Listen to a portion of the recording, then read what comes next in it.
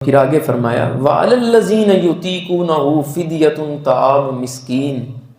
اب ایک شیخ فانی ہے، اتنا بوڑھا ہو چکا ہے کہ اب امید نہیں ہے کہ یہ تندرست ہوگا اور تندرست ہو کے روزے رکھ سکے گا، اس کے لیے بھی آسانی کر دی۔ فرمایا کہ جو طاقت نہیں رکھتے روزہ رکھنے کی تو وہ کیا کریں، فدیۃ طعام مسکین، ایک مسکین کو کھانا کھلا دیں، یہ روزے کا فدیہ ہوگا۔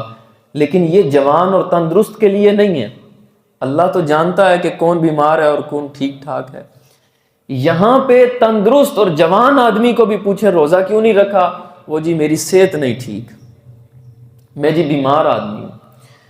آگے فرمایا فمن تطوع خیرا فہو خیر اللہ، ہاں فدیہ کے طور پہ اگر تم نے ایک کی بجائے 10 لوگوں کو کھانا کھلایا تو یہ تمہارے لیے بہتر ہے کہ جتنا چاہو اضافہ کر لو۔